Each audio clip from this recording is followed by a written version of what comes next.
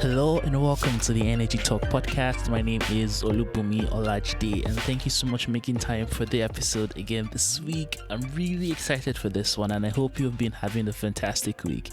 Today we'll be speaking with Godwin Nwangele, who is currently a Rhodes Scholar studying at the University of Oxford.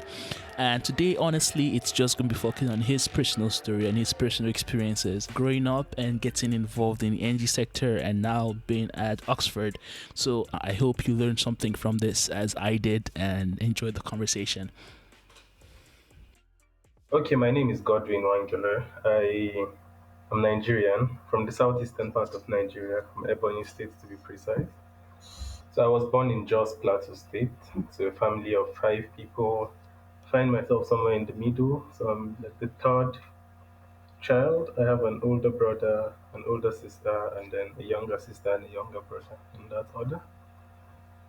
I spent the first 14 to 15 years of my life in Jos, and like as a kid growing up, there was always this thing about when if you grew up in Nigeria, you know what we call NEPA. So there was Mm-hmm. always this thing about when NEPA brings the light in quotes, then everybody's like, hey, up NEPA. And then, I mean, it was one fascinating experience for me. I kept asking myself why it has to be like that, especially trying to see what is happening in other places and realizing that it doesn't quite apply in a lot of places. And then again, my dad was also like a businessman, so his business relied so much on electricity. And then what it meant is that my livelihood was almost directly linked to how much power we had access to. So I picked interest in studying energy as a result of all these things. And that's what led me to study electrical engineering in my undergrad at the University of Nigeria in Nsukka. While I was there, I met with a number of like-minded people who were also interested in the energy discourse, and then all of us agreed to set up a company called Greenage Technologies. And then what Greenage was supposed to do basically was to see how we can be able to bridge the energy gap in Nigeria. So one of the major concerns, or one of the major challenges we identified was that most of the energy products that you can imagine are imported. So I did a bit of my IT at the Transmission Company of Nigeria, and the situation that you find there is quite alarming. So there's some very sensitive electrical equipment that when they get damaged, they have to wait for engineers from India to come and fix them up. So that was quite frightening for me. And then I thought we should start doing something here to be able to awaken the spirit of Nigeria to solve her problems. You understand? Mm-hmm. So yeah, that led us to start Greenage Technologies. Greenage was started for two reasons. One is to be able to bridge the gap, that is the geographical gap in solving the energy problem because you can't keep importing everything. Then the second reason is to be able to bring down the cost of energy. So having looked at the Nigerian landscape, I realized that the problem of energy cannot just be solved by the government. Depending on the government for it is like it's a far-fetched assumption, especially with the current structure of the government. And then I don't believe in just complaining about things and not doing anything. So we had to like think of a better solution to our problem. And then we said, okay, if we can do something that's going to reduce the cost and then at the same time help the country to save foreign exchange, then that's going to be good. And then also at the same time grow the local expertise in the sector. So that's how we started. Kept moving forward, kept advancing from just producing energy products like inverters and charge controllers to actually deploying solar systems in a number of places. And then the whole period was really, really exciting. The company is still existing now. I haven't worked in Greenage for about 3 years. I got to realize again that, you know, we learn every day. So I'm this kind of person that I study my environment and then see what's lacking and then try to look for how to fix it. So I got to realize that just my experience in Greenage was not enough to actually change the world. That I needed to be able to build more network and I needed also to widen my knowledge about energy because it's not just about engineering, it's not just about being able to install systems. There's a lot of social implications and a lot of economic implications to all these things. So that led me to seek to study at the University of Oxford. And then I saw the opportunity to become a Rhodes scholar. I applied to them and they liked what I was doing and they made me a Rhodes scholar. And then that's how I'm here to be as a student at Oxford studying energy systems currently with the sole aim of being able to, finish here and be totally equipped with the skills I require to make good policies and then bringing those skills, knowledge, and then the network back to Africa and using it to effect changes in the energy sector. So, and then one of the bits I've probably missed out in everything I've been saying is the issue of climate change. But I usually prefer to suppress that a bit when I'm talking about Africa because, you have to count your needs one after the other. So it's only someone who is living or who is able to feed himself that will begin to talk about other problems.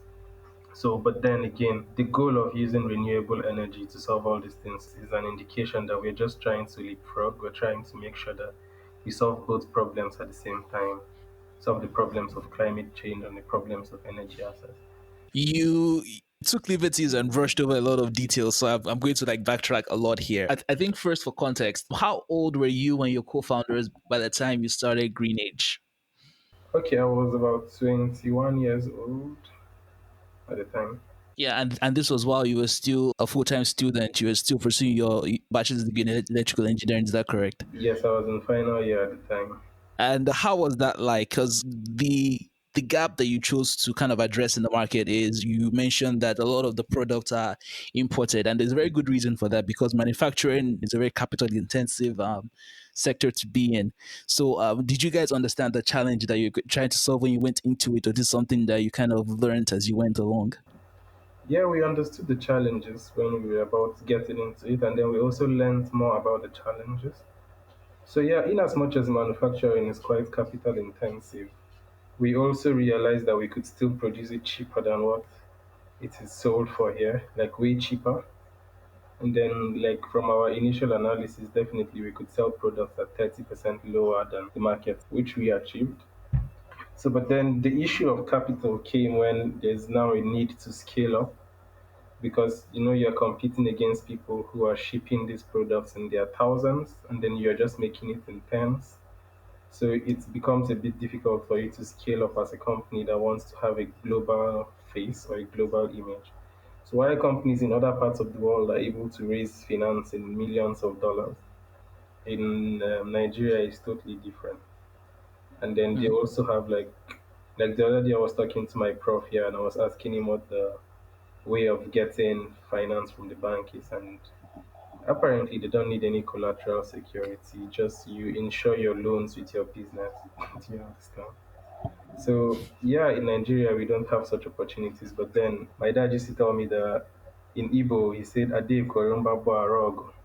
So what it means is that you won't say that because people die in a war, then you won't defend yourself in a fight when someone is attacking you.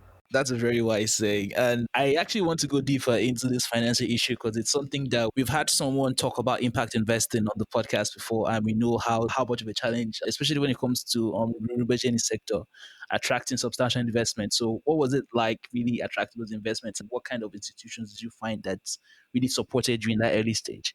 Initially, there were some people who really were instrumental, people who believed in what we were doing, like Professor Linus Opara, who was Africa's best scientist in 2016. Institutions like the South, South, and Southeast Angel Investment Network, a company like Tennessee Professional Services Limited, which is one of the biggest IT or tech companies in Nigeria.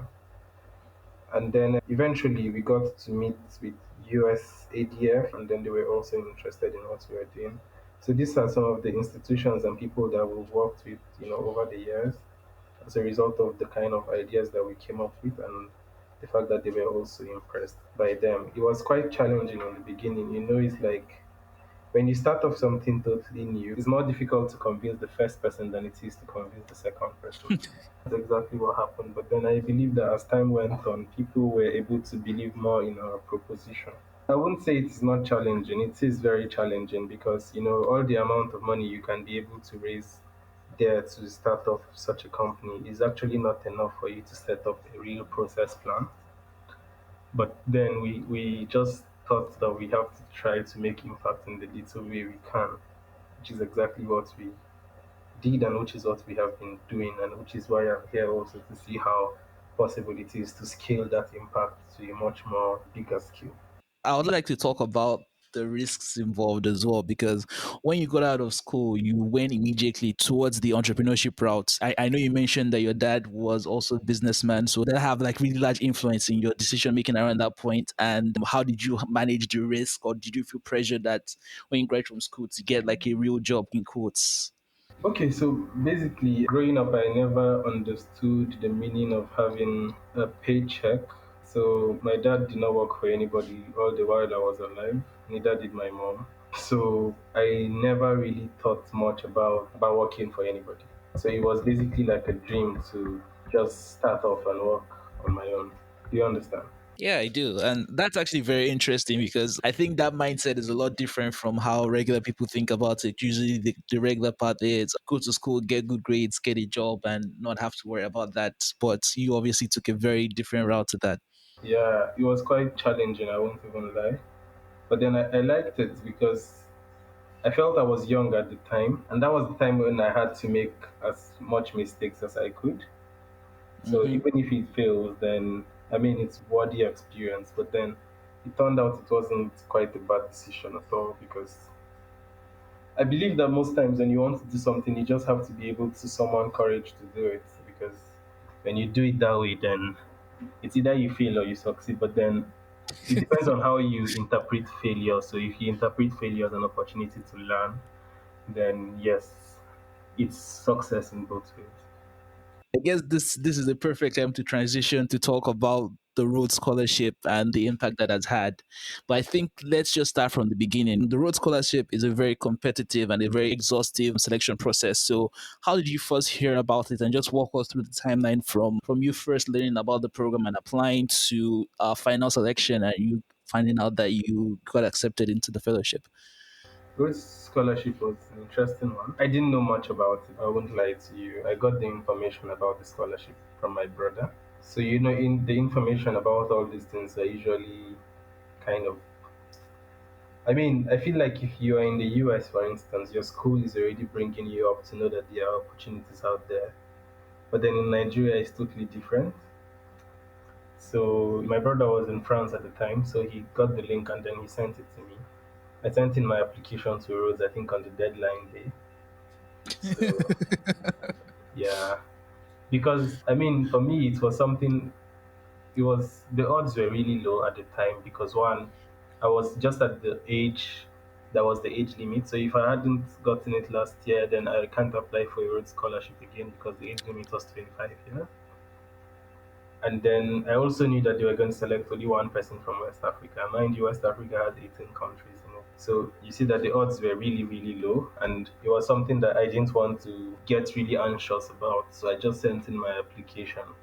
And then a few months later, they sent me a message that I was longlisted amongst 145. So I've been able to see, I mean, to change the proportion or the probability of occurrence from 1 in millions to 1 in 145. And then they asked a few questions which I responded to, and then next thing they said, I've been shortlisted amongst 45. Then at that stage, there was an online interview. And then I got a message that I was shortlisted amongst 25, and then another process, and then they called me up for the finalist interview of 10 people. It was quite an experience because all the 10 people were very smart people. Four of them came from outside Nigeria. One of them was already a graduate from Oxford, and I think three people came in from the US. Then the other people were mainly Nigerians and Ghanaians. On the top 10, everybody had very impressive, profiles. So, I mean, even if I were a judge, it would have been difficult for me to pick somebody amongst everybody there. But then it was quite a wonderful process. We spent 3 days all together with the other finalists, with the judges. We had dinners together. We all interacted on what our passions were, what we wanted to do, the kind of things that interest us, and all of that. And then after all of that process, there was the final interview, which was quite intense, about 30 minutes in front of, I mean, a very powerful panel of like 10 people, including professors from around the world and businessmen who have succeeded, and then other leaders from around the world also.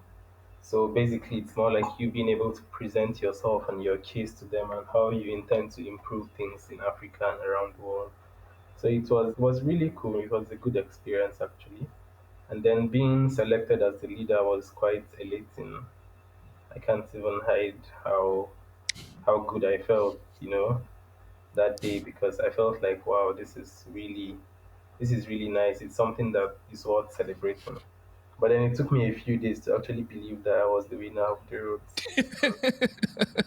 Yeah, I mean, from where I came from, especially, it was quite an achievement. I didn't know any Rhodes scholar before I won the Rhodes scholarship. It was after getting the Rhodes scholarship that I got to meet all the Rhodes scholars from my constituency and from other constituencies around the world. So it was something I never dreamt of, being a Rhodes scholar, even though I always dreamt of being a student of the top schools in the world. On my radar was Harvard, Stanford, and Oxford.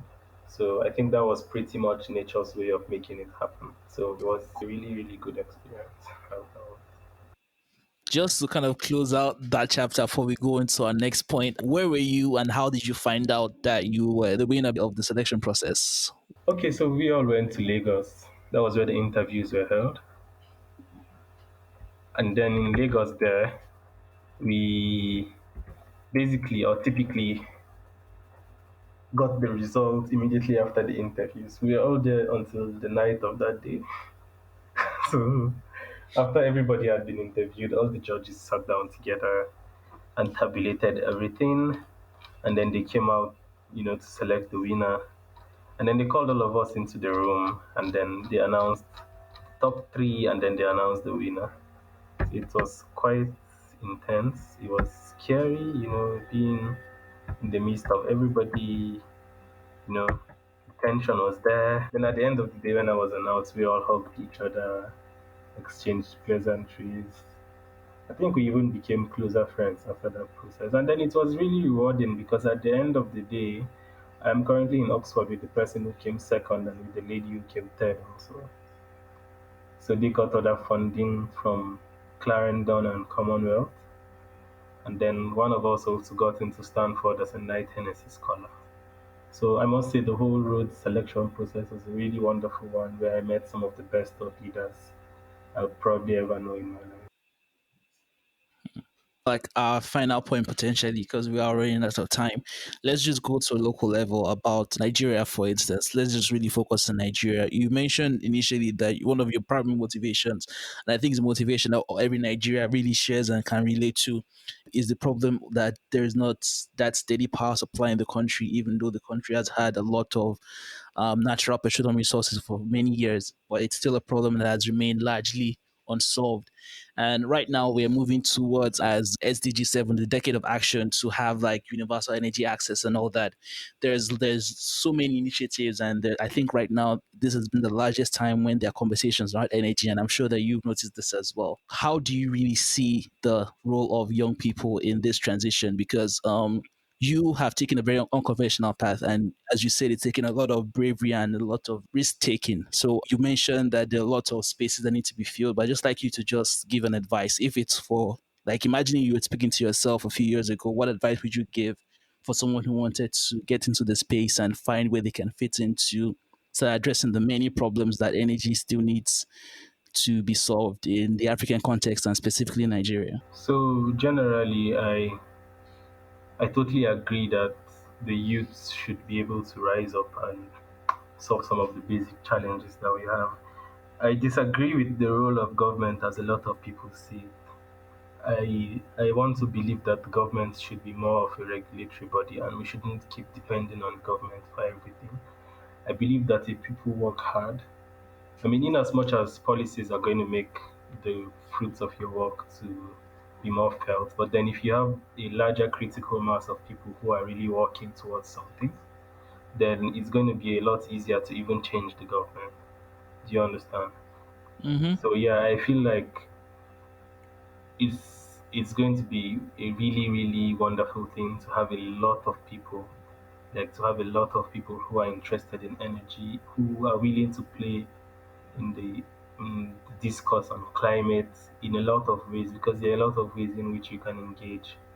You know, something as very little as being able to collect waste properly and then using collected waste to generate other things like energy or to recycle. All these are things that are going to improve both your economy, the economy of the nation, and then also be able to save the climate. So I think that there are a lot of niches that people can play into or people can tap into. I understand that there is a lot of challenges about being able to assess, good impact investments around these things. But then I also feel that in as much as impact investment is a challenge, you can't get impact investment if you don't have a viable solution.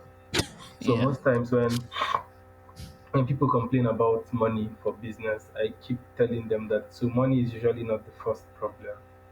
Because if you have a very good, strong, idea, then it's like you have already gone 50% into the solution, and then you can be able to solve the problem easier.